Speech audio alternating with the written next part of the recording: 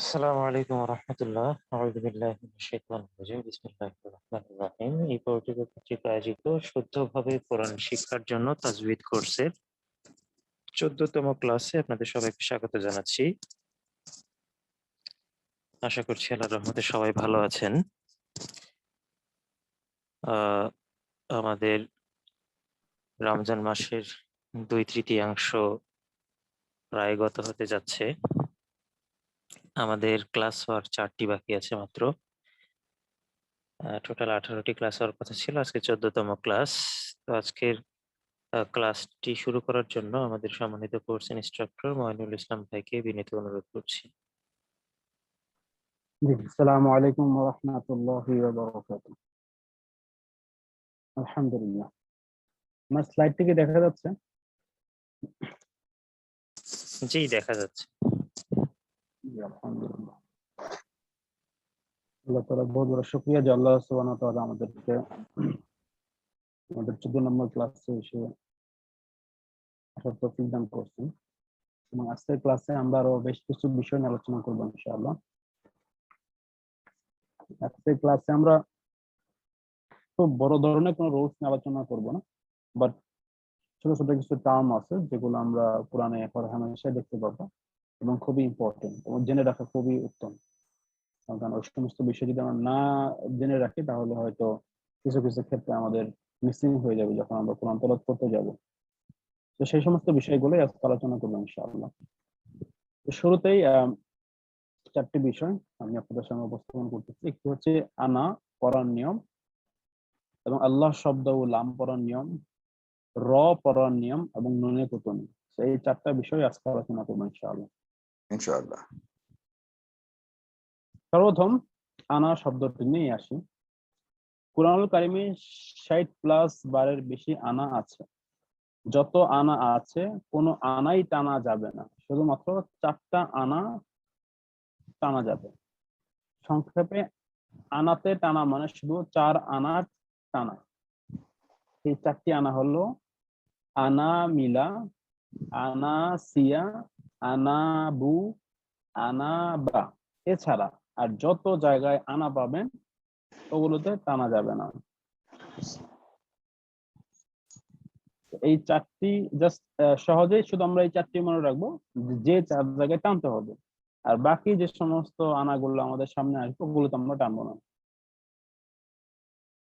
তো এই 4টি শব্দ আমরা মুখস্থ করবো: আনা মিলা, আনা সিয়া, আনা বু এবং আনা বা। সূরা মুলকেও কয়েক জায়গায় আনা শব্দটি আছে, ওখানেও কিন্তু আমরা টানবো না ওই জায়গাটাতে। শুধু এতটুকু মনে রাখার চেষ্টা করবো যে 4 জায়গায় টানা যাবে, আর বাকি যে 56 জায়গায় কোরআন শরীফের 56 জায়গায় আনা শব্দটি আছে ওটা টানা যাবে না।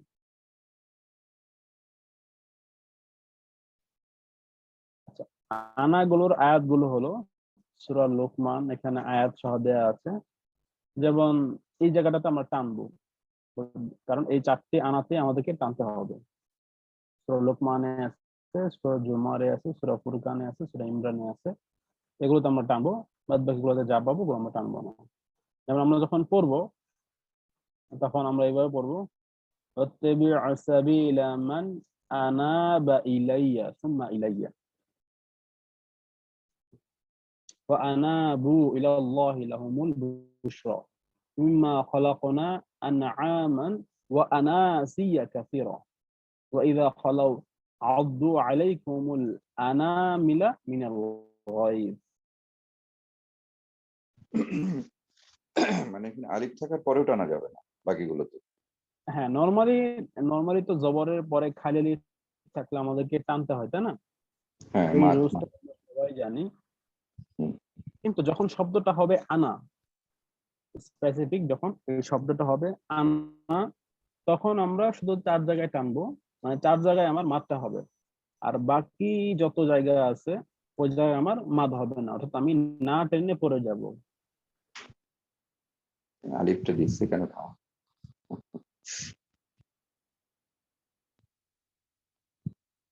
ওকে,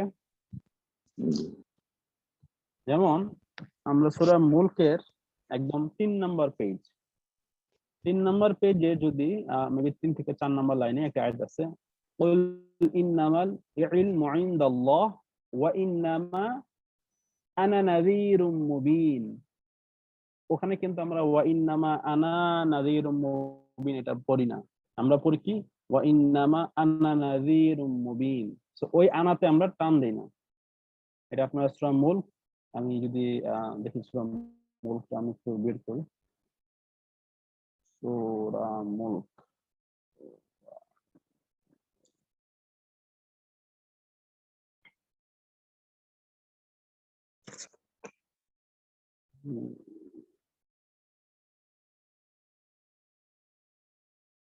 ওকে,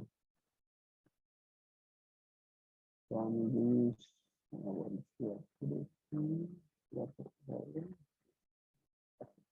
দেখা যাচ্ছে এখন স্লাইডটা?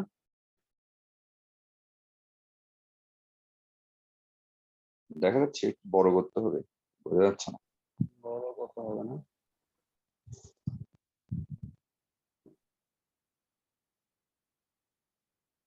এখন হ্যাঁ হ্যাঁ, এখন ঠিক আছে। ঠিক আছে। তাহলে এই যে আমি যেটা বলছিলাম, কুল ইন্নামাল ইলমু ইনদাল্লাহ ওয়া ইন্নামা আনা, এই যেখানে যে আনাটা আছে এখানেও কিন্তু নুন জবরের পরে খালি এলিফ আছে, কিন্তু আমরা এখানে টানবো না, এখানে টানা যাবে না, এখানে একেবারে পড়ে যাবে না টেনে। যেমন ওয়া ইন্নামা আনা নাযীরুম মুবিন। ক্লিয়ার জি ব্যাপারটা? বুঝতে পারছেন? তো যে 4 জায়গায় টানা যাবে শুধু ওই 4টা আমরা মনে রাখবো, তাহলেই হবে। বাদ বাকি গুলো স্বাভাবিকভাবে মনে না রাখলেও চলবে, কারণ ওগুলো আমি বুঝতে পারবো যে না এই ক্ষেত্রে টানা যাবে না। আসলে ওই 4 জায়গায় নাকি ওই 4টা শব্দ যেসব যত জায়গায় আসবে? না না না, ওই 4টি স্থানে মানে 4টা আয়াতই আছে কোরআনে, এবং ওই আয়াতের ভিতরেই এই আনা মানে অর্থাৎ শব্দটি আছে। ওই ক্ষেত্রে আনাবু, আমরা আনাসিয়া, আনাবু আনাসিয়া এগুলো একের বেশি কোথাও নাই, একবার না না করেই না, আছে। জি, আচ্ছা ক্লিয়ার। আচ্ছা, ঠিক আছে, জি বুঝতে পেরেছি। ওকে, ঠিক আছে। স্লাইড ঠিক হয়ে গেল।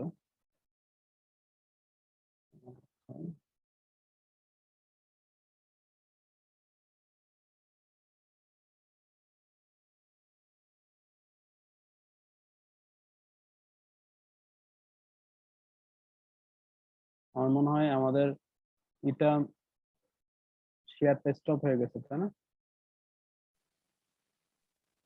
হ্যাঁ জি, আবার শেয়ার স্টপ হয়ে গেছে।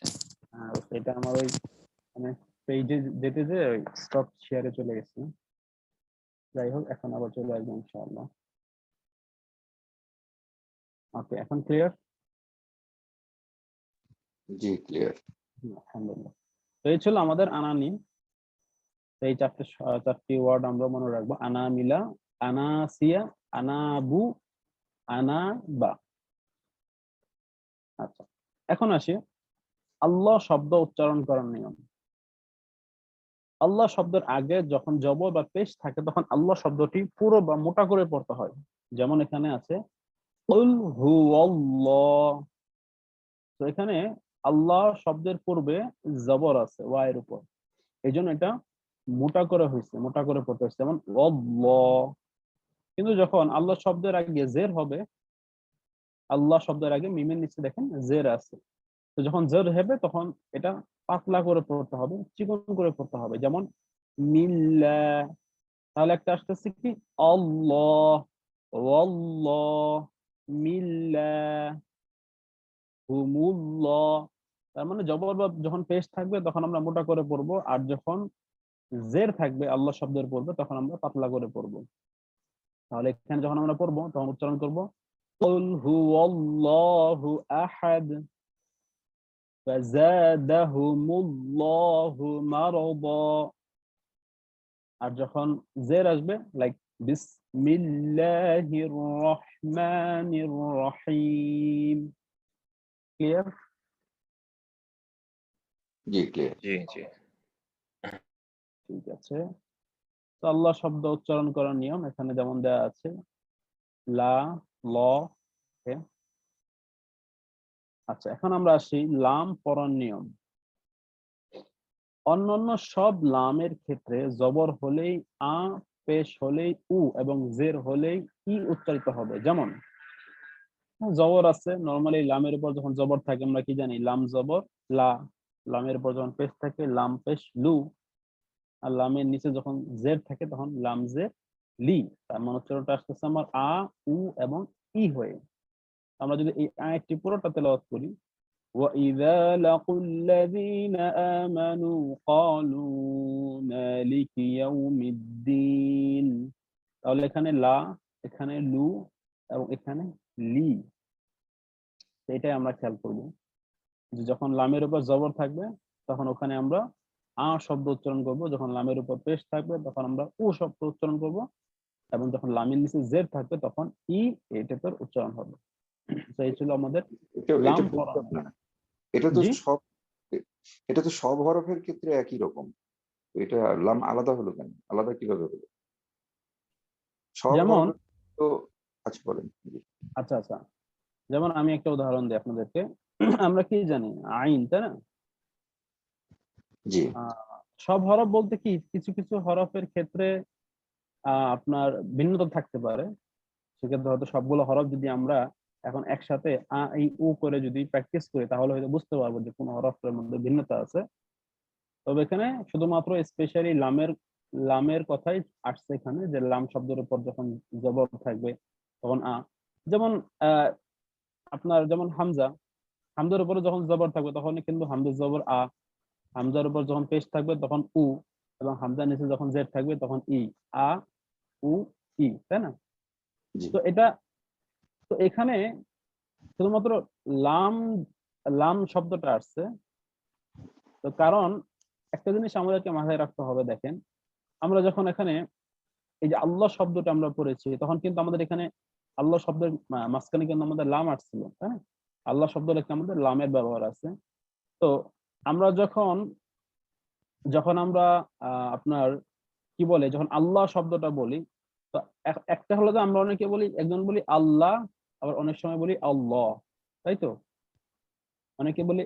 তো এখন এখানে একটা জিনিস খেয়াল করতে হবে যে যখন জবর বা পেশ থাকবে, যেমন এখানে কুল হু আল্লাহ কিন্তু আমরা বলি না, আমরা বলি কি কুল হু আল্লাহ, তাই না? জি, এবার ফাজাদাহুমুল্লাহ। তো এখানে আমার আল্লাহ শব্দটি ল উচ্চারণ আসতেছে। কিন্তু আমরা যখন জের আসতেছে আমার আল্লাহ শব্দের পূর্বে, তখন কিন্তু আমরা বিসমিল্লাহ বলি না, আমরা বলি বিসমিল্লাহ, তাই না? না, এখানে কিন্তু একটা ভিন্নতা আছে যে যখন পেশ আসতেছে বা জবর আসতেছে তখন লাম শব্দটা আমার ল হয়ে যাচ্ছে, আবার যখন জের আসতেছে তখন লাম শব্দটা আমার লা হয়ে যাচ্ছে। তো এই জন্য মূলত এখানে লাম শব্দ স্পেসিফিক ভাবে নিয়ে আসা হয়েছে বোঝার সুবিধার্থে।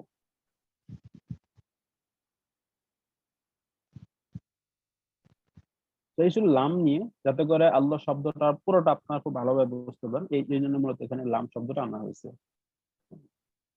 তো এখন আমরা শিখবো র, এই শব্দটা কিভাবে উচ্চারণ করতে হয়। আচ্ছা, এখানে বলা আছে পুরো অথবা বারিক করে পড়ার নিয়ম।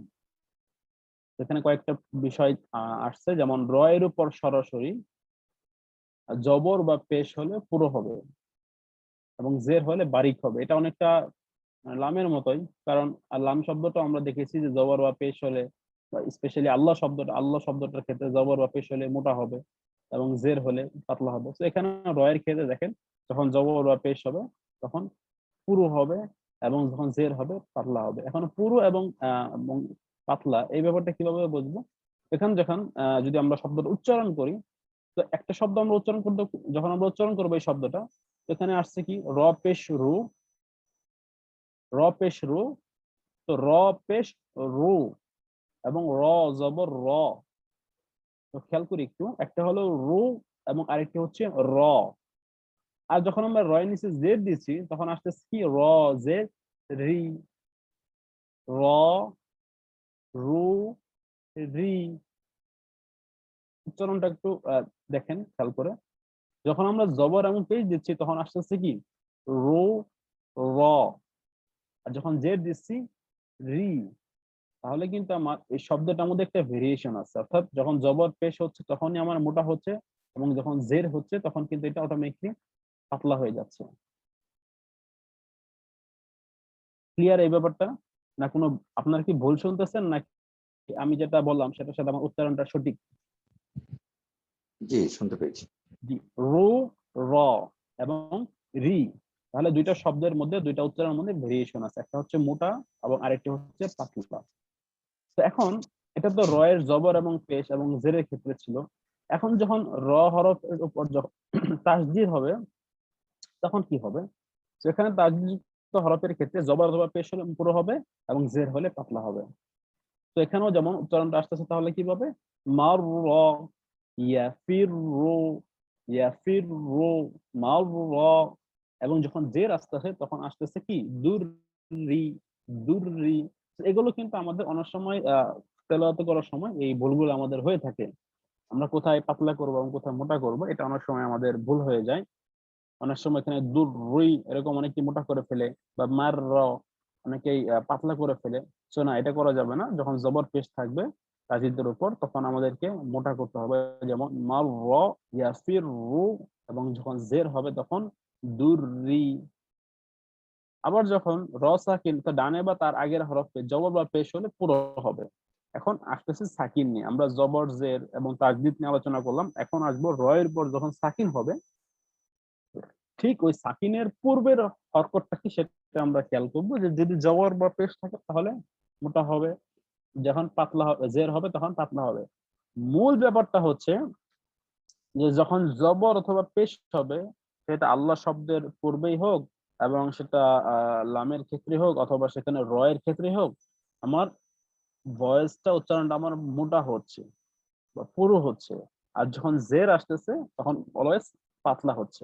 এই ব্যাপারটা আমরা একদম বেসিক জিনিস জেনে রাখবো, যে জের যখন আসবে তখন সব জায়গায় পাতলা হবে এবং জবর অথবা পে যখন আসবে তখন মোটা হবে। সেটা সাকিনের ক্ষেত্রে হোক, তাসদীদের ক্ষেত্রে হোক, বা নরমালি জবর বা জের পেশের ক্ষেত্রে হোক।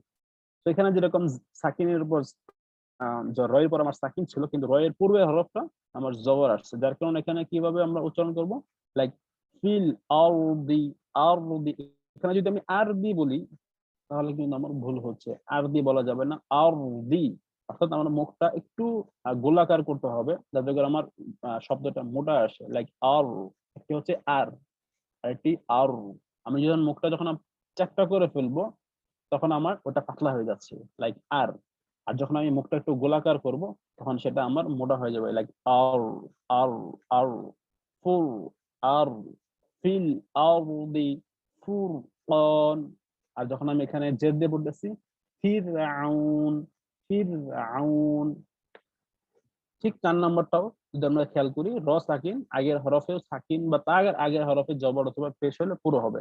তার মানে এমনিতে র সাকিন, তার আগের হরফেও যদি সাকিন হয়, তার আগের হরফে যদি জবর অথবা পেশ হয়, সেক্ষেত্রে আমাদের ওটা কি হবে? আহ মোটা হবে। যেমন এখানে সুদূর, এখানে যদিও নিচে জের আছে, কিন্তু নর্মালি আমরা যখন ওয়াকফ করি তখন কিন্তু ওটা অটোমেটিকলি র এর উপর একটা সাকিন হয়ে যাচ্ছে আমাদের। তাহলে তার আগের ওয়ার হরফের উপর সাকিন ছিল এবং তার আগের হরফে আমাদের পেশ ছিল। যখন এরকম থাকবে তখন আমরা মোটা করবো, লাইক সুদূর। কেউ যদি বলে সুদূর তাহলে কিন্তু ভুল হয়ে যাবে, বলতে হবে সুদূর। কদর, কদর, নট কদর, কদর, সুদূর। বাট যখন জের আসবে, লাইক জিকরি, জিকরি, জিকরি। ক্লিয়ার এই রয়ের ব্যাপারটা? ভাই এখানে যদি আমরা ওয়াকফ না করি তাহলে কি মোটা করে হবে না চিকন করে হবে? ওয়াকফ যদি আপনি না করেন সেই ক্ষেত্রে তো আপনি লাইক যদি আপনার আয়াত যদি আরেকটি এক্সটেনশন থাকে, অর্থাৎ এই শুধু রিয়ের পরেও যদি আপনার আরেকটি আয়াত থাকে, সেই ক্ষেত্রে কিন্তু আপনারা যখন পড়তে যাচ্ছেন তখন নর্মালি যেভাবে আমরা র পড়ে যাই সেভাবে পড়ে যাব। র এর যে মাখরাজ, তখন ওই মাখরাজটা উচ্চারণ হবে। বাট মোটা এবং পাতলার ক্ষেত্রে আমরা এই রুলসগুলো ফলো করব। যখন এটার আগে জবর থাকবে, হ্যাঁ, বা তাসদিদ, রয়ের উপর তাসদিদ বা তার আগে জবর অথবা পেশ, অথবা রয়ের উপর সাকিন তার আগে জবর অথবা পেশ, বা রর সাকিন তার আগের হরফে সাকিন তার আগের হরফে জবর অথবা পেশ, এরকম যখন টার্ন আসবে তখন আমরা মোটা করব। আর যখন জের আসবে তখন পাতলা করব। কিন্তু নর্মালি যদি আমরা আহ এই ধরনের কোনো টার্ম না পেয়ে আমরা যদি নর্মালি পড়ে যাই, সেক্ষেত্রে অবশ্যই আমরা আমাদের যে রয়ের যে মূল যে মাখরাজ যেটা আমরা ওইভাবে আমরা উচ্চারণ করব। মানে 4 নাম্বার রুলটা হচ্ছে ওয়ার্ক ফর ক্ষেত্রে নাকি ভাই? হ্যাঁ, এটা হলো ওয়াকফের ক্ষেত্রে, সাধারণত ওয়াকফের ক্ষেত্রে হয়, কারণ আপনার যদি আপনি রয়ের উপর সাকিন দিতে যান তাহলে অবশ্যই এখানে আপনাকে থামতে হবে, তাই না? থামতে হবে, না থামে তো আপনার সাকিন দিতে পারতেছেন না। সুদূর, যখন আপনি রয়ের উপর সাকিনটা দিচ্ছেন তখনই এটা ওয়াকফ করার কারণে সাকিনটা হচ্ছে। ওয়াকফ না করলে তো সুদূরই আপনি পড়ে যাচ্ছেন, সুদূরই নর্মালি পড়ে গেলেন, হ্যাঁ, লাকাদেরি কাদেরি। বাট যখন আপনি ওয়াকফ করতেছেন তখন সুদূর কদর। ক্লিয়ার ব্যাপারটা ভাই? জি ভাই, 2 নাম্বারটা একটু কোশ্চেন ছিল। তাসদিদ, জি ভাই, এখানে হচ্ছে কি ফির রু, তো ভাই এখানে ফির ফির কি মোটা হবে নাকি রু মোটা হবে? মানে ফির রু, তাহলে ফির মোটা হবে নাকি রু মোটা হবে? কোনটা কোনটা ভাই? ফির রু 2 নাম্বার রুলসে। ফির ফির ফির রো, জি। জি ভাই, এখানে ফির আছে রু আছে, তাহলে কি ফির মোটা করে হবে নাকি রু মোটা হবে? আচ্ছা, দেখেন এখানে র কিন্তু আমার দুইটা আছে, তাই না? এখানে র কয়টা? তাসদিদ হওয়ার একটা। কারণে, তাসদিদ হওয়ার কারণে কিন্তু আমরা রটা দুইবার উচ্চারণ করবো, তাই না? জি ভাই। তাই না, দুইবার উচ্চারণ করবো। তো যখন আমরা দুইবার উচ্চারণ করব, তাহলে প্রথমটা যখন আমরা উচ্চারণ করতেছি ফির, ফির, তখন কি রয়ের পূর্বে আমার কি আসতেছে? জের আসতেছে। তো তখন আমরা পাতলা করতেছি। কিন্তু যখন আমরা আবার পেশ দিয়ে পড়তেছি রো, তখন কিন্তু আবার রয়ের উপর আমার কি আসতেছে? পেশ আসতেছে। তো আমরা কি জানি যে জবর অথবা পেশ হলে উম মোটা হবে। তো যখন আমরা দ্বিতীয়বার যখন বলতেছি রো, তখন কিন্তু আমাদেরকে মোটা করে পড়তে হবে, লাইক ইয়াফির রু, ইয়াফির রু। তো এখানে আপনি যদি এখানে আমি কি বলবো যে, ধরেন আমরা যদি এটাকে ভেঙে লিখি তাহলে কি আসতেছে? ফা রজের ফির প্লাস রপেশ রো, তাই না? এরকমই তো আসতেছে। এই পুরো তাজদিদটাকে যদি আমরা ভেঙে লিখি তাহলে ফা রজের ফির, এরপর প্লাস রপেশ রো, এই দুইটা মিলে হচ্ছে কি? ফির রো। তো এই ক্ষেত্রে প্রথমটার ক্ষেত্রে আমরা পাতলা করব, কারণ সেখানে রয়ের পূর্বে আমার জের আসতেছে এবং রয়ের উপর আমার সাকিন আসতেছে। সেক্ষেত্রে আমার 3 নাম্বার রুলসটা যেটা, এই যে ফির, এরকম আসতেছে, তাই না? কিন্তু ফির এটা তো বুঝতে পারলাম যে হ্যাঁ রয়ের উপর সাকিন ছিল, তার আগে জের ছিল, যার কারণে আমার পাতলা হয়েছে। প্লাস যে র পেশ রো যেটা আমরা, সেটা তো আমাদের রুলসে চলে আসতেছে যে হ্যাঁ রয়ের উপর যখন পেশ থাকবে তখন আমার এটা মোটা হবে। তো এখানে আসলে ওই দুইটা রুলস একসাথেই অ্যাড হয়েছে। বাট এখানে মূলত বোঝানো হয়েছে যে হ্যাঁ তাসদিদ যুক্ত রতে যখন পেশ থাকবে তখন আমরা মোটা করে বলবো, লাইক ইয়াফির রো। সেই মোটা করাটা আসলে পরবর্তী যে রু আমরা উচ্চারণটা করতেছি, ওই রু এর ক্ষেত্রে আমরা মোটা করবো। জি ভাই, তার মানে হচ্ছে প্রথম প্রথম রটা হচ্ছে সাকিনের নিয়মে চিকন করে পড়তে হবে, আর হ্যাঁ, পরবর্তী রটা হচ্ছে মোটা করে পড়তে হবে। তো এটার ক্ষেত্রে সেটাই যে ইয়াফির রো। বাট এটার ক্ষেত্রে কিন্তু সেটা না, এটার ক্ষেত্রে কিন্তু নর্মালি আমরা মোটা করে পড়তেছি উভয়বার। যখন এখানেও আপনার রো এর আগে জবর আসতেছে, হ্যাঁ, ধরেন আমি মার র, সেখানে কি মিম র জবর মার প্লাস র জবর র। তো প্রথমটা সাকিন, তার পূর্বে জবর, তো এই ক্ষেত্রেও এখানেও প্রথমটাও মোটা মোটা হচ্ছে এবং তারপরেরটাও কিন্তু মোটা হচ্ছে। আবার এটা খেয়াল করে দেখেন, এটা যদি খেয়াল করেন এখানে দা র পেশ দোর, এরপরে রজের রি। তো আমার প্রথমটা মোটা হচ্ছে কারণ তার আগে র এর পূর্বে, মানে র সাকিনের পূর্বে আমার পেশ, যার কারণে প্রথমবার আমার মোটা হচ্ছে। কিন্তু পরে যেটা আমরা রজের রি, সেটা কিন্তু আমার পাতলা হচ্ছে। তাহলে এক্ষেত্রে দূর রি, অর্থাৎ প্রথমবার মোটা করতে হবে দূর, তারপর রি পাতলা করতে হবে। আর এখানে প্রথমবার পাতলা করতে হবে ইয়া ফির, তারপরে রো। ক্লিয়ার ভাই? জি ভাই, আলহামদুলিল্লাহ। জাযাকাল্লাহ খাইর। এখানে খুব আপনি খুব ভালো একটা কোশ্চেন করছেন, ধন্যবাদ সবাই আপনাকে, যে অনেকে এটা আসলে হয়তো কনফিউশন ছিল। আশা করি এটা দূর হয়ে গেছে এখন। কারণ তাসদিদ থাকলে আমরা সবসময় শব্দগুলাকে যদি আমরা ভেঙে লিখি তাহলে এই জিনিসটা ক্লিয়ারলি আমরা বুঝতে পারবো যে এখানে তাহলে কি কি রুলস আমার অ্যাপ্লাই হবে। তো এটা ছিল রয়ের ক্ষেত্রে। রয়ের ব্যাপারে আর কারো কোনো কোশ্চেন? না এখনো ক্লিয়ার না, যদি কোনো কোশ্চেন থাকে কোশ্চেন করতে পারেন।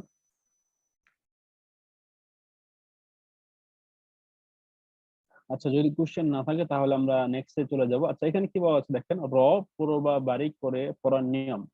আচ্ছা, তো এখানে আসলে কিভাবে পড়বে সেটা বলা আছে। যেমন ওয়াকফের কারণে র সাকিন তার ডানে ইয়া সাকিন হলে র কে বারিক করে পড়তে হবে, লাইক বাসির, বাসির। তো এটা নতুন একটা রুলস, এটা আমরা মনে রাখার চেষ্টা করব যে ওয়াকফের কারণে র সাকিন তার ডানে ইয়া সাকিন হলে র কে বারিক করে পড়তে হবে, অর্থাৎ পাতলা করতে হবে। যেমন এখানে আমার ওয়াকফের কারণে এখানে যদিও দুই পেজ ছিল, বাট ওয়াকফের কারণে কি র এর উপর আমার সাকিন হয়ে যাচ্ছে। আমি যদি আরেকটু জুম করি,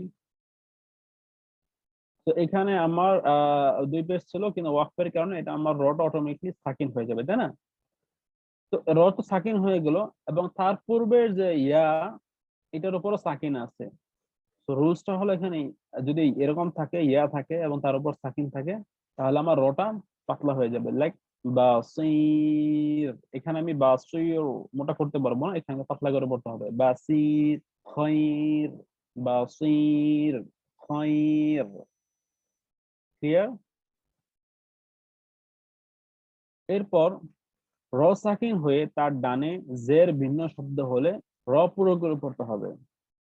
সেখানে আমার লাইক র সাকিন আছে, তার ডানে জের ভিন্ন শব্দ হলে র পুরো করতে হবে। এখানে র এর ডানে আমার বার নিচে জের আছে, তো নর্মালি এটা আমাদের লাইক র সাকিনের পূর্বে যদি জের থাকে তাহলে তো আমরা নর্মালি পাতলা করে পড়ি। সরি, এখানে বলা হয়েছে যে র সাকিন হয়ে তার ডানে জের ভিন্ন শব্দ হলে রকে পুরো করতে হবে। আর আমরা যদি একটু খেয়াল করি এখানে, এটা খেয়াল করেন যে এটা কি ছিল 3 নম্বরে, র সাকিন তার ডানে বা আগে হরফে যদি জের হয় সেক্ষেত্রে বারিক এখানে আমরা পড়েছিলাম কি যে র সাকিনের পূর্বে যদি জের হয় সেক্ষেত্রে আমরা পাতলা করে পড়েছিলাম। বাট এটা খুব খেয়াল করে, এটা কি বলছে, র সাকিন হয়ে তার ডানে জের ভিন্ন শব্দ হলে র পুরো করে পড়তে হবে। সেখানে জিনিসটা আমার কাছে একটু নিজের কাছে কনফিউশন লাগতেছে।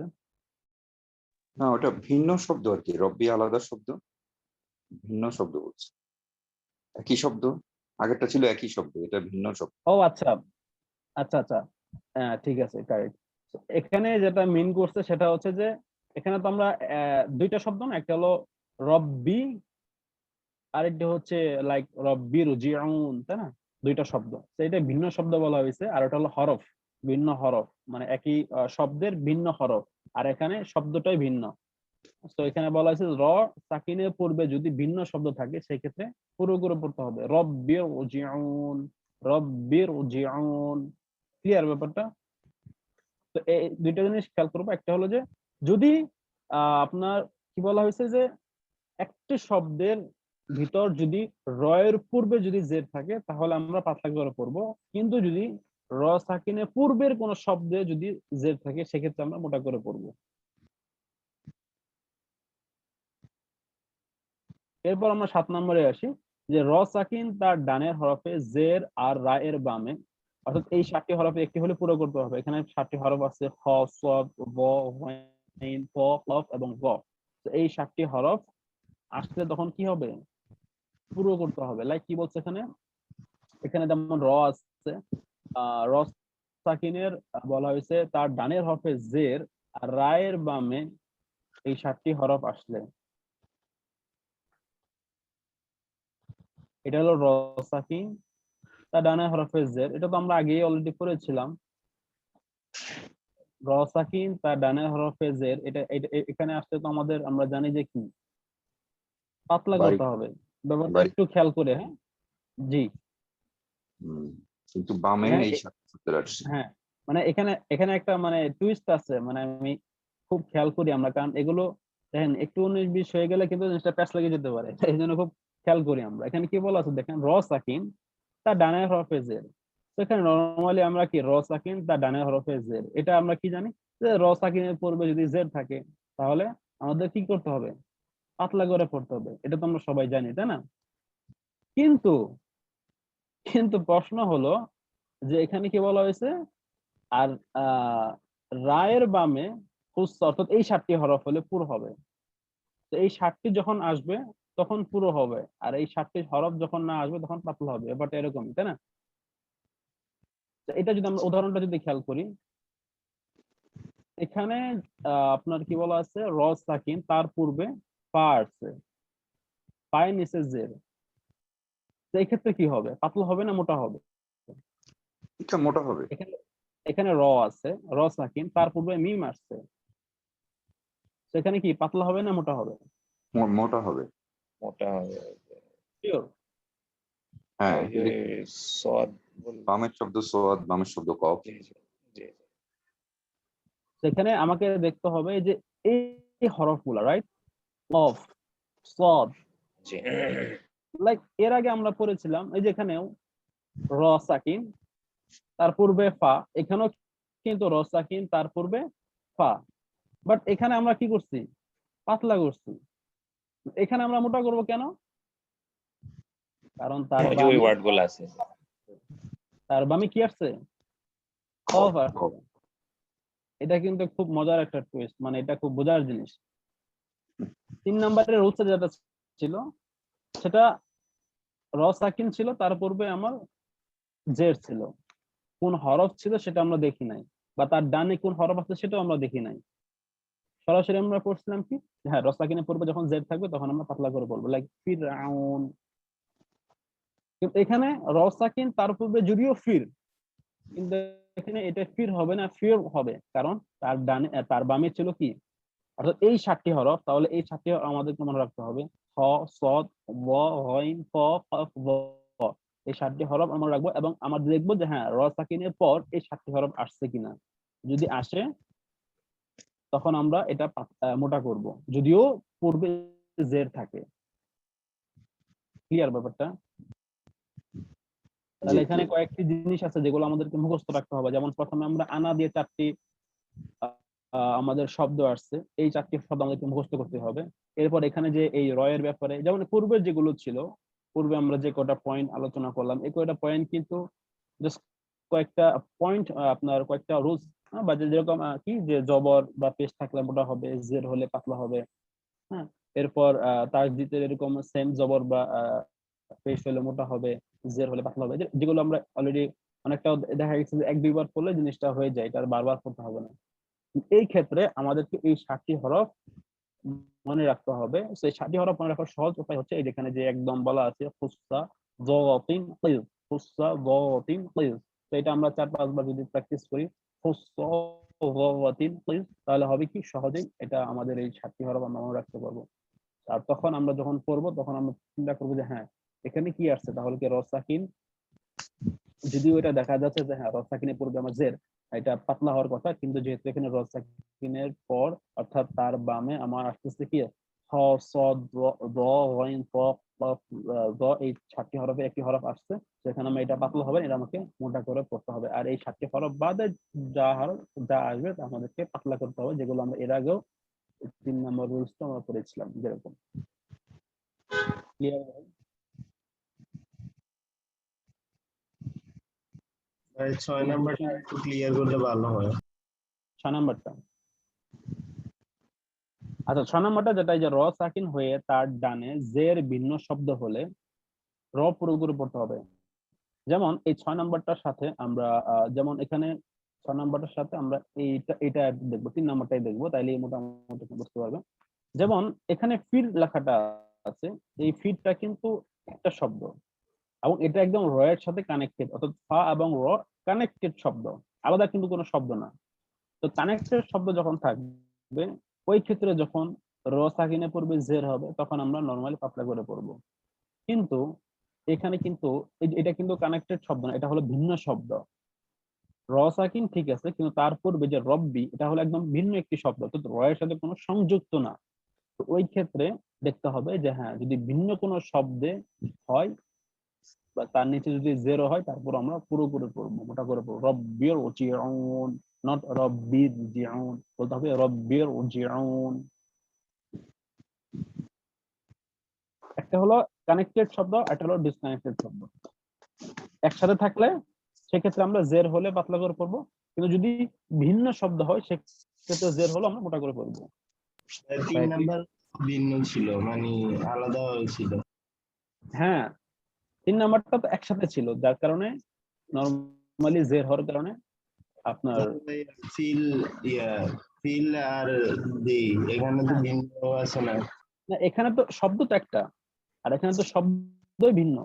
এখানে যেমন দেখেন রব্বি, এটা আলাদা একটা শব্দ। তারপর জিউন, রব্বির জিউন, এটা আলাদা একটা শব্দ।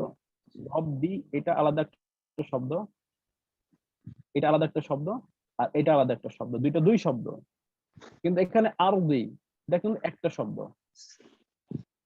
এখানে কেন আলিফের সাথে র সংযুক্ত হবে না? কারণ এটা সংযুক্ত হবে না।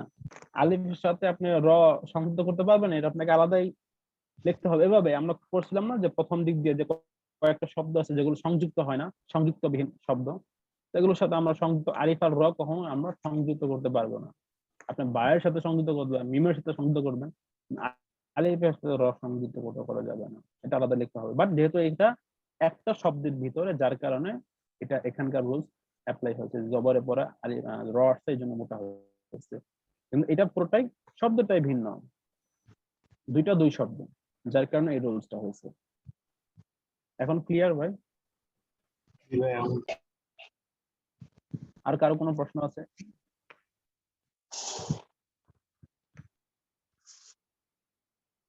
ওকে, যদি প্রশ্ন না থাকে তাহলে আমরা পরবর্তী পয়েন্টে চলে যাই। আচ্ছা, এখন আসছে নুনে কুতুনি, অর্থাৎ ছোট নুন। আয়াতের শেষে বা মাঝামাঝিতে থাকতে পারে, শর্ত দুইটি। আগে তানউইন যুক্ত হরফ প্লাস পরে হামজা হলো সর্বদা জের হবে, ছোট নুন সবসময় জের যুক্ত হবে। আচ্ছা, মনে রাখতে হবে তানউইনের মধ্যেই একটা নুন সাকিন লোকায়িত থাকে। ওয়াকফ করলে নুনে, যেটা আমরা অলরেডি কয়েকবার প্র্যাকটিস করার সময় আপনাদেরকে বলেছি। এবং এখানে কি বলা আছে যে ওয়াকফ করলে নুনে কুতনি হয় না, মিলিয়ে বললে নুনে কুতনি আদায় করতে হয়। আচ্ছা, যেমন এখানে আমাদের এক্সাম্পল আছে নুনে কুতনি। এখানে এটা কি আছে? মুরতা বুন, তাই না? মুরতা বুন। এখানে আল্লাযিনা আছে। আচ্ছা, এখানে বলা আছে যে আমরা যখন থামবো তখন মুরতা বুন, আর এখানে বলা হয়েছে আপনি যখন থামবেন অর্থাৎ আল্লাযিন। আচ্ছা, তো আমরা এখন এখানে দেখি, এটা হলো মুরতাব আর আল্লাযিনা, এখানে মুরতাবু লিল্লাযিনা। তো আমরা যখন একসাথে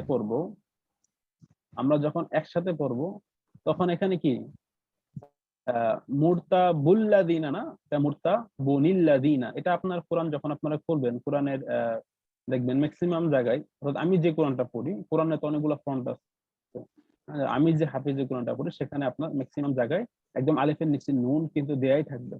তো আপনার কষ্ট করে কিন্তু আর এখানে অ্যানালাইসিস করতে হবে না, যেহেতু নুন দেয়াই থাকবে এবং নুনের নিচে যেও দেয়া থাকবে। তো আপনি যখন এটা একসাথে পড়বেন তখন আপনাকে এই নুন এটা দিয়ে পড়তে হবে, যে মুরতাবুনিল্লাযিনা। কিন্তু আপনি যখন থামবেন তখন আপনাকে আল্লাযিনা বলে পড়তে হবে। তো থামলে তো আল্লাযিনা এটা নরমালি আমরা পড়বো। যখন মুরতাব এখানে আমরা থামবো, ওয়াকফ করব, তারপর আমরা আল্লাযিনা পড়ে যাব। আর যখন আমরা একসাথে পড়বো তখন নিল্লাযিনা পড়ে যাব, অর্থাৎ মুরতাবু নিল্লাযিনা। এটা এটা যেহেতু কোরআনে অলরেডি দেয়াই থাকবে এই নুনটা, ম্যাক্সিমাম আমি যে কোরআনটা পড়ি সেটাতে দেয়া থাকে, তো আশা করি যে কষ্ট হবে না, আপনারা দেখলেই বুঝতে পারবেন। তো একসাথে যখন পড়ে যাবেন তখন মুরতাবু নিল্লাযিনা করে পড়ে যাবেন। ক্লিয়ার? জি। আচ্ছা, এখন আসছি নুনে কুতনি ছোট নুন। আচ্ছা, এখানে একটা আছে দেখেন, ইল্লা নুফুরন। আচ্ছা, আর এটা হলো ইস্তিকবারন। কেন আমি এখানে ইস্তিকবার বলছি? কারণ আমি এখানে থামছি। ইল্লা নুফুরন বা ইল্লা নুফুর, যেটা আমরা ওয়াকফ করলে হয়। আর যেহেতু আমি এখানে থেমে নতুন করে শুরু করছি, এই জন্য আমি ইস্তিকবারন বলছি। কিন্তু আমি যদি একসাথে পড়ে যাই, অর্থাৎ এই দুইটা আয়াত আমি যদি একসাথে করি, তাহলে আমি কি করব? তো তাহলে বলবো ইল্লা নুফুরা নিস্তিকবারন, ইল্লা নুফুরা নিস্তিকবারন। আর একদম থামি, যেমন ইল্লা নুফুরা, অর্থাৎ দুই জবর ছিল, এটা এক জবর হয়ে গেছে। আমরা জানি যে যখন তানবিন থাকবে অর্থাৎ দুই জবর থাকবে, ওটা যখন আমরা ওয়াকফ করব তখন এক জবর হয়ে যাবে। আর আমরা জানি যদি এক জবর হয়ে যায় সেক্ষেত্রে আমাদের একটা রুলস তৈরি হয়ে যাবে যে জবরের পরে খালি আলিফ আমাদেরকে এক আলিফ টেনে পড়তে হবে। তাহলে আমাদের উচ্চারণটা হবে কি? ইল্লা নুফুর। আচ্ছা, এরপর যখন আমরা নতুন করে আয়াতটা আবার শুরু করব, দ্বিতীয় নাম্বার আয়াত, তখন আমরা কি বলবো? ইস্তিকবারন, এবার পড়ে যাব। কিন্তু আমরা যদি একসাথে পড়ি তাহলে আমরা বলবো ইল্লা নুফুরন ইস্তিকবারন। ক্লিয়ার?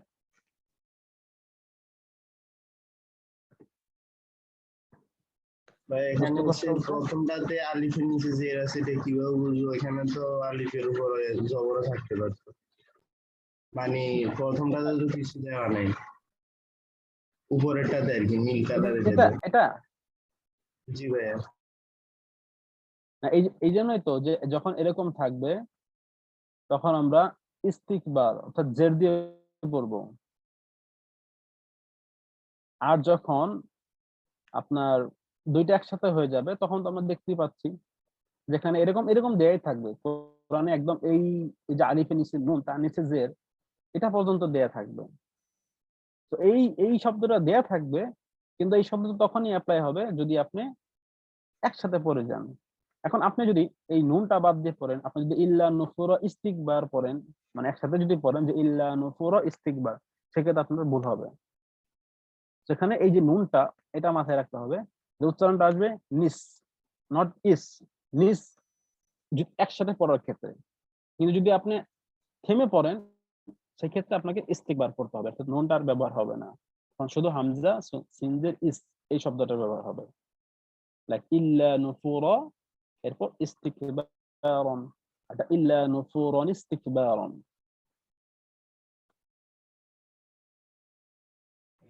না থামলে নিস্তিক হবে নাকি? নূর হ্যাঁ, যদি তারপর না হচ্ছে থামি, লাইক হ্যাঁ, নুফুরান ইস্তিকবারন।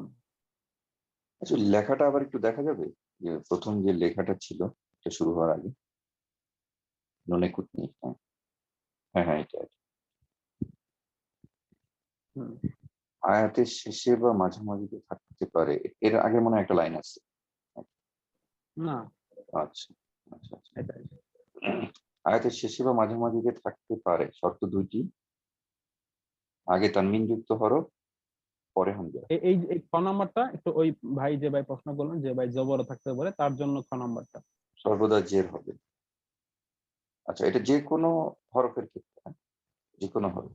আচ্ছা হ্যাঁ, আচ্ছা। মানে ওখানে জের হবে, অর্থাৎ সেটা আলিফ থাকতে পারে, অন্য হরফ থাকতে পারে, বাট আর ছোট নুনটা সবসময় জের যুক্ত হবে, এটা মনে রাখবো আমরা, কেমন? আচ্ছা, আলহামদুলিল্লাহ রব্বিল আলামিন আর রহমানির রহিম, হুম। তো ওখানে রব্বিল আলামিন এরপরে আর রহমানির রহিম, ওখানে তো এটা হবে না মাঝখানে, না? কোনটা? আলহামদুলিল্লাহ রব্বিল আলামিন আর হুম, রহমানির রহিম, ওখানে হামজা তো আছে। না, ওখানে তো আপনার হামজা র জবর আর, ওখানে দেয়াই আছে। জি, ওর আগে নি হবে না, এরকম কিছু হবে। মানে আপনি বলতে চাচ্ছেন আলহামদুলিল্লাহ রাব্বিল আলামিন নির রহমান। হ্যাঁ হ্যাঁ। না, ওরকম কিছু না, কিছু কিছু জায়গায় দেয়া থাকবে না, সেক্ষেত্রে আপনাকে বুঝে নিতে হবে যে এখানে এভাবে পড়তে হবে। যে জায়গায় সবকিছু দেয়াই থাকবে সেখানে তো আর আমার নতুন করে কিছু অ্যাড করার প্রয়োজন নেই। আচ্ছা ঠিক আছে। যেমন এই এই জিনিসগুলা আমরা যেমন এই জিনিসগুলো দেয়া থাকবে, যেমন নফু রন এটা দেয়া থাকবে, নফু র এটা কিন্তু দেয়া থাকবে না, এটা আপনাকে নিজে থেকে বলতে হবে। যেমন কোরআনে আপনি এটা এই লাইনটা পাবেন, ইল্লা নুফুর, বা এই লাইনটাও পাবেন, সব জায়গায় যাব এরকম দেয়া থাকবে তাও না, হয়তো এরকম খালিও থাকতে পারে, কেমন? তো যখন খালি থাকবে তখন আপনারা কিভাবে পড়বেন?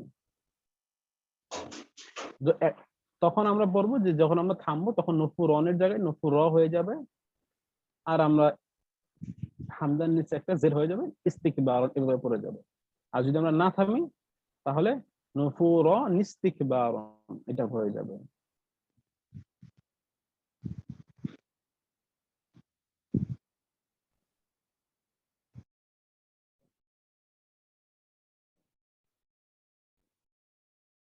ক্লিয়ার? ভাই, আচ্ছা, আমরা একটু না থামলে র দুই জবর রন হওয়ার কথা না? কোনটা? যদি আমরা না থামি নুফু রন, তারপর নিস্তিক বা নিস্তিক বি, বিগ বার র এটা রন হওয়ার কথা না যদি আমরা না থামি আর কি র দুই জবর রন ইল্লা নুফুরন ইস্তিকবারন। এবার এটা এটা এটা বলতে হওয়ার কথা যাচ্ছেন? না। হ্যাঁ ভাই হ্যাঁ। না, আপনার এখানে খেয়াল করেন, এই লাইনটা আপনি খেয়াল করেন, যখন আপনি নিস্তিকবারন এটা আপনি অ্যাড করবেন একসাথে পড়ে যাবে, তখন আপনি এভাবে পড়তে হবে ইল্লা নুফুরন ইস্তিকবারন। এখন এটা তো আপনার এই এই এই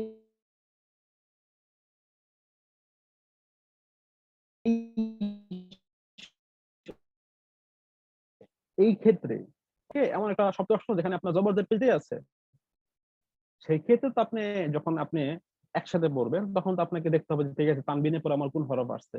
হয়তো এখানে যদি ফা আসে তাহলে আমরা গুণনা করে পড়বো, লাইক ইল্লা নুফু রং, তারপর অন্য একটা হরফ আমরা পড়ে নিলাম।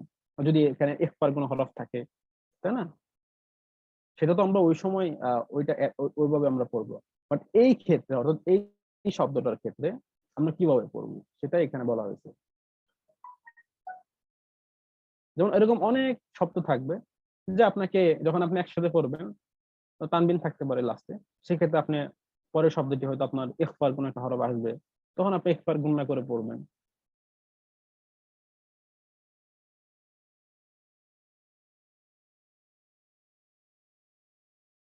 যেমন আমরা যদি প্র্যাকটিস করবো যখন, তখন ইনশাআল্লাহ এগুলো আমাদের সামনে আসবে।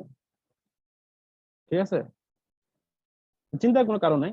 আমরা যখন প্র্যাকটিস করব আমাদের ইনশাআল্লাহ আমাদের এই ছোটখাটো যে রুলস গুলো আছে এগুলো আমাদের শেষ হয়ে যাবে, তখন তো ডেফিনেটলি আমরা বড় বড় কোরআন সূরা যা যা আছে ওগুলো আমরা ইনশাআল্লাহ তেলাওয়াত করবো, একসাথে প্র্যাকটিস করবো। তো ওই সময় তো আল্লাহ চাইতো এরকম অনেক এক্সাম্পল আমাদের সামনে চলে আসবে। যখন আমরা কিছু কিছু এক্সাম্পল যখন আমরা সলভ করব, তখন আশা করি আমাদের জন্য ক্লিয়ার হয়ে যাবে ইনশাআল্লাহ। আমরা এখন এক অনুশীলন করি, তো দেখি আমাদের অনুশীলনে কোন সূরা আছে, এবং এই সূরা অনুসরণ করলে আশা করি আমাদের জন্য আরো সহজ হয়ে যাবে ইনশাআল্লাহ। এটা হলো সূরা আন-নাস। তো আমি বরঞ্চ এই সূরাটা আমি আপনাদেরকে যেটা আমাদের হাফিজি কোরআনে যেভাবে দিয়ে আছে ওইটা আমি বের করে দিচ্ছি, তাহলে আপনাদের জন্য আরো বোঝার সুবিধা হবে। তা না হলে এখন এমনিতেই অনেকটা পেস লেগে গেছে, হয়তো পরবর্তীতে আরো বেশি পেস লাগতে পারে, যার কারণে আমি ওই ফ্রন্ট আপনাদেরকে বের করে দিচ্ছি বোঝার সুবিধার্থে।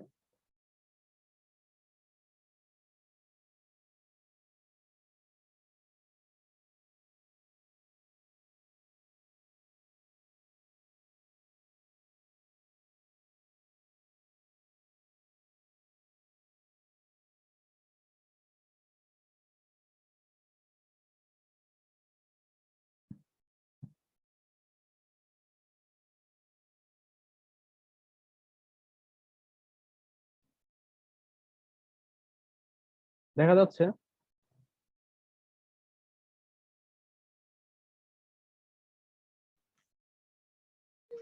জি দেখা যাচ্ছে। ওকে, আমরা র এবং লাম এই দুইটার প্র্যাকটিস করবো এখন ইনশাআল্লাহ। তো আমার একজন তেলাওয়াত করে শোনান, আমি একটু শুনি, দেখি আপনাদের কতটুকু আপনারা অ্যাপ্লাই করতেছেন। কে তেলাওয়াত করবেন প্রথমে?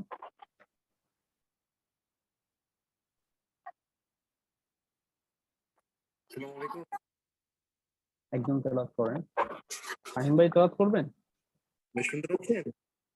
হ্যাঁ হ্যাঁ, শুনতে পাচ্ছি। জি বিসমিল্লাহ, শুরু করেন।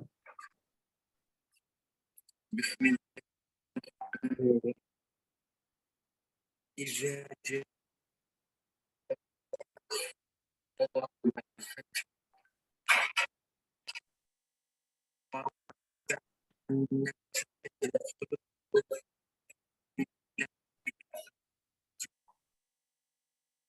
শুনতে পাচ্ছি না তো, আপনার কথাটা ভয়েসটা ক্লিয়ার আসতেছে না। বাকিটা কি শুনতে পাচ্ছেন নাকি আমি শুধু শুনতে পাচ্ছি না? আজকে এখন ক্লিয়ার আছে, শুনতে পাচ্ছেন এখন?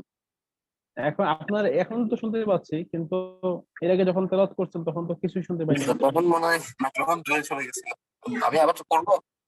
জি আবার পড়েন তো দেখি। বিসমিল্লাহির রহমানির রহিম। إذا جاء نصر الله والفتح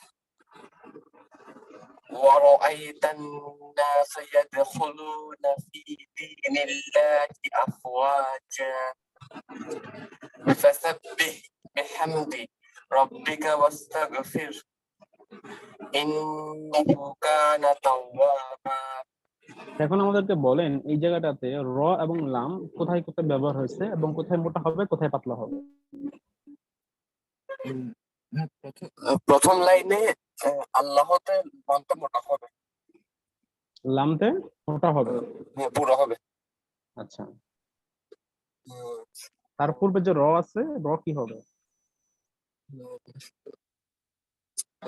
রড নিয়মগুলো ভাই একটু শুনে মানে আর একটু করতে হবে রড নিয়মগুলো। মোটা হবে, মোটা হবে। সিম্পল নিয়ম, যখন জবর অথবা পেশ হবে তখন মোটা হবে, জেড থাকলে পাতলা হবে। এই একটা রোজ আগে মনে রাখে তাহলে হবে। তারপর দ্বিতীয় লাইনে র মোটা হবে।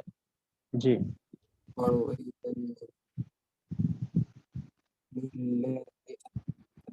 দ্বিতীয় লাইনে লাস্টের দিকে আল্লাহটা চিকন হবে। কেন? তার আগে জের আছে। মাশাআল্লাহ। তারপর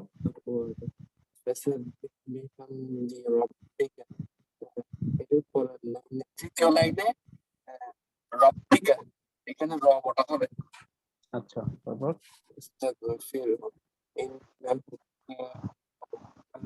কিছু নাই মনে হয় ভাইয়া। ভাইয়া তো কিছু নাই মনে হচ্ছে। আচ্ছা ঠিক আছে, জাযাকাল্লাহ খাইর, ধন্যবাদ। এরপর আরেক ভাই আমাদেরকে, আচ্ছা আমরা আরেকটা সূরাতে যাই। আমাদের কোন সূরা? ওয়াস্তাগফির, জি, ওয়াস্তাগফির ফাসালি রাব্বিকা ওয়াস্তাগফির। এটা ওয়াস্তাগফিরে পড়ছে। চিকন হবে না? হ্যাঁ ফির, এটা বলেছে ভাইয়া। ওকে, তো আমাদের সূরা নাস, ও আচ্ছা একটি সূরায় দেয়া আছে। আচ্ছা আমি আরেকটি সূরা বের করি, দেখি ওখানে পাওয়া যায় কিনা। একটি সূরা তো একজন শুধু প্র্যাকটিস করলো, আরেকটি সূরার জন্য আরেকজনকে ইনশাআল্লাহ দেওয়া যেতে পারে। আর কোন সূরা বের করবো? একজনকে সূরার নাম বলেন।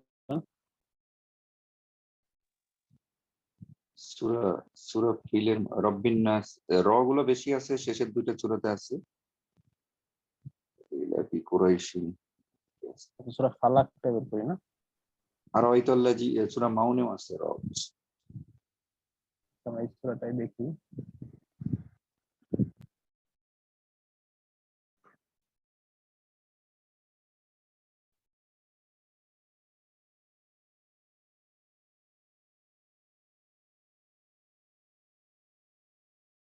দেখা যাচ্ছে এখন?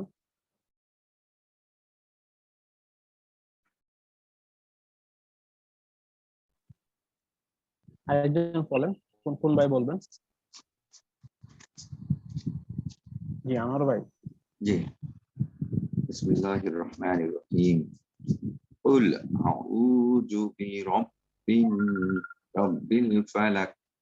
বলি একটু, কুল আউযু বিরাব্বিল ফালাক, এখানে রটা মোটা হবে। মিন শাররি মা খালাক, এখানে শাররি, শাররিতে এর আগের শব্দে জবর আছে, আবার এখানে তার যে শাররি, রিটা এখানে পাতলা হবে। দুইটাই, এই তো প্রথমটা সাকিন, প্রথমটা সাকিন, পরেরটা জের। প্রথমটা মোটা হচ্ছে তারপরটা পাতলা হচ্ছে, তো শাররি, শাররিন, রিটা পাতলা হবে, আর প্রথমটা মোটা হবে। শাররিন, শাররি মা খালাক।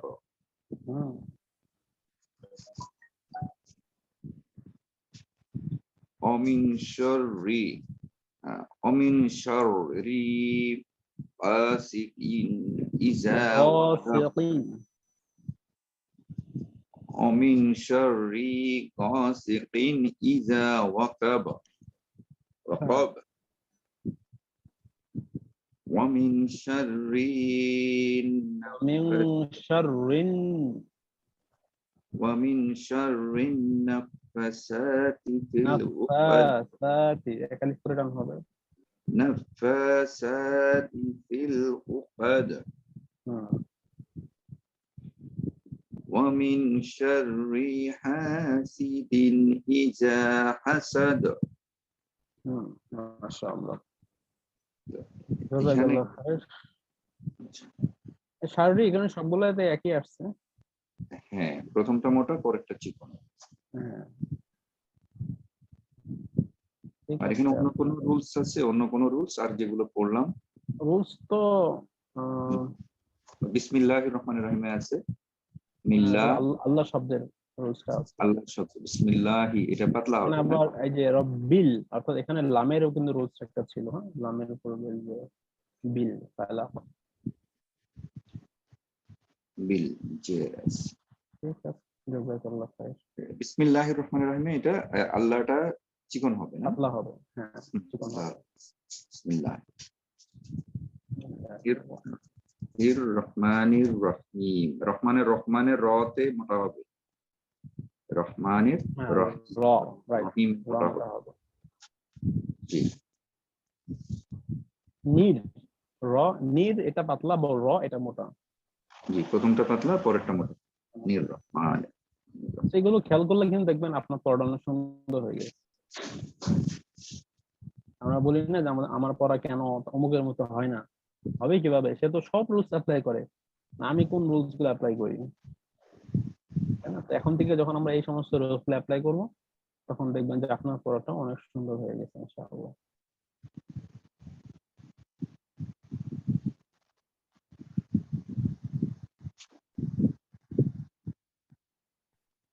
ঠিক আছে, জাযাকাল্লাহ খাইর।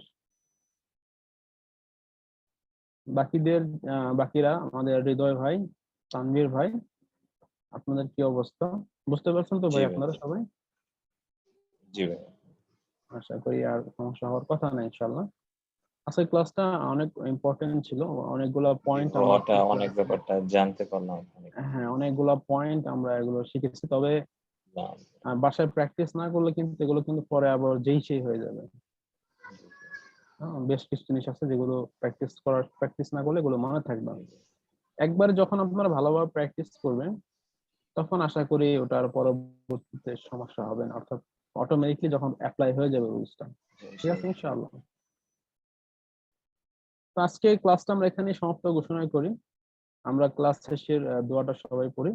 সুবহানাল্লাহি ওয়া বিহামদিহি, সুবহানাকাল্লাহুম্মা ওয়া বিহামদিকা, আশহাদু আল লা ইলাহা ইল্লা আনতা, আস্তাগফিরুকা ওয়া আতুবু ইলাইক। আসসালামু আলাইকুম ওয়া রাহমাতুল্লাহি ওয়া বারাকাতুহু। ওয়ালাইকুম আসসালাম। ময়নুল ভাই, মালয়েশিয়াতে কি জোহরের আজান দিচ্ছে? এই যে মাত্র দিল, আমাকে আজান ও দিতে হবে? আজান, আচ্ছা আচ্ছা, আমাকে আজান জি, দিতে হবে? অসংখ্য ধন্যবাদ আমাদের সম্মানিত কোর্স ইনস্ট্রাক্টর ভাইকে এবং যারা উপস্থিত ছিলেন। আমরা যেহেতু এই কোর্সে ৩-৪ জন করে উপস্থিত থাকছি, তো সবাই যদি একটু টাইমলি জয়েন করি, তাহলে আগে থেকে যারা জয়েন করে থাকেন তাদের আর কষ্ট করে অপেক্ষা করতে হয় না। আশা করি আগামী ক্লাসে আপনাদেরকে সময় মতো পাবো। আগামী ক্লাস তো শুক্রবারে আবার না? দেখা হবে আগামী ক্লাস। জি, ইনশাআল্লাহ। ততক্ষণ পর্যন্ত ভালো থাকুন। আসসালামু আলাইকুম ওয়া রাহমাতুল্লাহ। আসসালামু আলাইকুম।